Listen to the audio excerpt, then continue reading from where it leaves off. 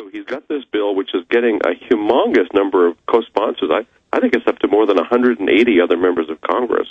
And it's relatively close to actually being able to force hearings and a vote on this bill. And it's for more transparency. The Federal Reserve is more secret than the CIA. I'm no fan of the CIA either, by the way. But the Federal Reserve is totally secret. Well, tell people how that works. Tell people about the Federal Reserve Board, because a lot of people think, well, we elect the Federal Reserve Board. No, our elected officials appoint these people, and then what are there? I think they're 13 members, and it's 8-year appointments each. Well, I believe it's 16-year appointments.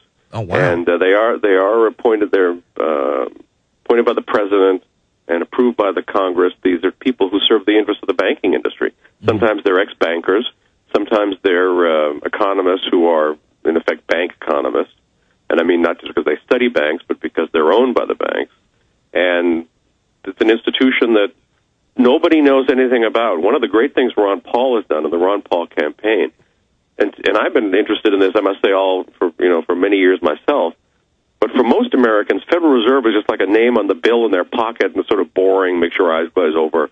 That was all deliberate to make it seem boring, but it's not boring. They're ripping us off. So because of Ron Paul and his campaign, now more and more Americans are interested in this. And Ludwig von Mises wrote about this in 1912, even before the establishment of the Federal Reserve, that such an institution could only bring disaster. And, of course, Murray Rothbard, Henry Hazlitt, F.A. Hayek, all the great economists, the great Austrian economists, opposed to the institution of central banking and an institution like the Fed, which, again, is just a special interest ripoff. They have a marble palace on Constitution Avenue. They speak in language that's unintelligible to the average person deliberately, so you don't know that they really are no different from the mafia. Although at least the mafia supplies services people would actually like to buy.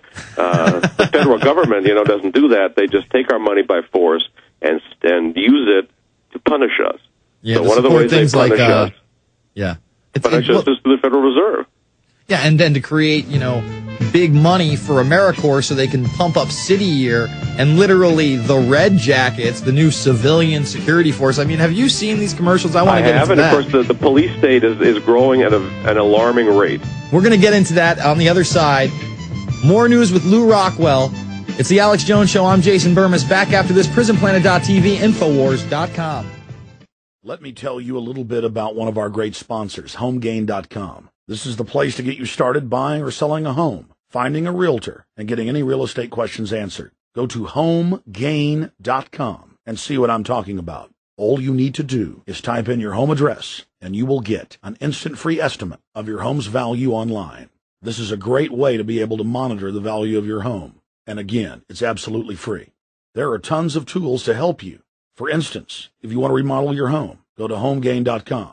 Use their Home Sale Maximizer to help you determine which home improvements can most increase your home's value before you put it on the market. For 10 years, these folks have been helping home sellers and buyers. Visit their link at Infowars.com. Look for Max, the orange Home Gain Gorilla, to help you with any real estate needs you might have. You'll love this site. It's HomeGain.com, HomeGain.com. Check them out today.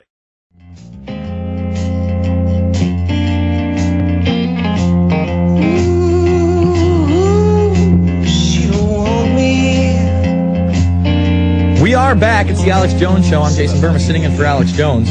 We're talking to Lew Rockwell. And we were just talking about the Audit the Fed bill. The last I knew, there was over 170 co-sponsors. He's now telling us over 180. I want to get what happens next. If this goes to the House, they do discuss it. It gets, more talk. What happens after that? And then I really want to talk about this new push for City Year, because City Year has been around for a while, but they're getting all these AmeriCorps grants, and now all of a sudden it's all about I am change, taking the Obama logo, showing Mother Teresa, Martin Luther King Jr., Gandhi, really champions of not only free speech, but political dissidents. I mean, this is the real opposition. These were people that actually did make a difference.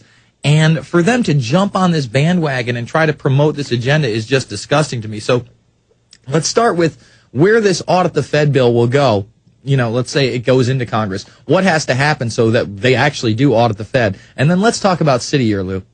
Jason, first honest, I gave you the wrong number. It's 179 co-sponsors. Well, that's close enough to 180. Not just at 180 yet. But it's thrilling. I mean, now Nancy Pelosi, and for that matter, the Republican leadership, of course, will try to block this bill. Mm-hmm. But if it actually were to come to a vote, it's Ron Paul's view that very few people are going to be willing to vote for total secrecy at the Fed. That the whole of Congress is upset because they can't find out where all this money has gone. And, so the fact this bill has a very, very good chance of passing. If it were to pass, it could be the beginning of the end for the Federal Reserve because these are like cockroaches in a dark kitchen. They can't stand the flashlight. So this Ron Paul's bill is a flashlight, and it's pointing at these people, and if he can turn it on, it's going to have just a very good effect in educating the American people, and who knows what they'll find. I mean, these guys at the Fed live very, very well. Even the lowest-ranking people have limos, and they have hotel suites in four-star hotels, and they eat at the fanciest restaurants, and they all do very, very well. They print their own budget, by the way. This is the only agency of government that doesn't have a budget that's actually approved by Congress, and I'll admit that's not much of a limit, but it's a little something. But the Fed just decides what they want to print for themselves, and they print it. Well, is there something funny about that? Of course, there's got to be oversight of the Federal Reserve. If there is such a thing as a central bank, and if there should not be from a moral or an economic or a constitutional or a political point of view, as Ron Paul always points out, if there is a Fed, there has to be oversight. Somebody has to be looking at what they're doing, and to the extent that it can be exposed, and my guess is that we would have a lot of things like the British parliamentary scandals, these people printing up money, and it hurts every American when they print up this money, to live high on the hog. Let's find out what these birds are doing. It's unfortunately not going to point out, everything they're doing, but it's going to tell us some of the things they're doing. And I think when that happens, there can be a political explosion, be much more interest on the part of the American people to really go after the central bank. This thing is ripping us off again to the tune of trillions of dollars. And of course, because these numbers are so big, they're hard to understand what's going on. But if you can find out that some lower-ranking Fed official took $25,000 for some extra deal, that kind of thing people understand. It can bring about indignation at the Fed. There should be demonstrations outside the Fed. People should be angry at the Fed. The Fed is much worse for us than the IRS or the EPA or the rest of the alphabet from hell in Washington, D.C. The Federal Reserve is the worst operation, at least domestically, of the federal government. Yeah, and it's not really even an agency of the federal government. It's kind of like a quasi-agency. It's really a private banking system with no oversight whatsoever. Let's say this bill does pass. Do you really think that we will see oversight of the Fed, or will we see this bill vetoed? Like, obviously you said, there's going to be opposition, Pelosi. I can't see Barack Obama getting behind this. I see a large media blackout. I don't think this is already at the point where it should be on NBC, ABC News, CBS, Fox, if they were actually legitimate, CNN, but they're not. They're not reporting on this. So let's say it does pass through Congress. Do we have a shot at actually auditing the Fed? Well, Obama might very well veto it. After all, he's a bankster president, just like Bush was. Mm-hmm. This is who puts these guys into office. There are other interest groups involved, but his biggest donors were the big banks on Wall Street. Mm-hmm. So he might very well veto it, but we can't overlook the possibility of popular opposition. Mm-hmm. Popular opposition by the American people can actually make these birds in Washington do what they don't want to do, and that is something in our interest. So were this bill to be passed, and were Obama to veto it, I think and hope that there would be some indignation. So, again, these are just small. We're just taking baby steps towards getting rid of this horrible thing. But every baby step helps, and I can tell you they are worried at the Fed. They don't like this bill. They don't like any discussion of themselves. There was an article in Fortune magazine, Forbes magazine recently, saying, look, we have to make the Fed boring again, that it's very bad to have anybody interested in it because it has to be independent, it has to be mysterious, it has to be with no oversight. It should be unmysterious, there should be oversight.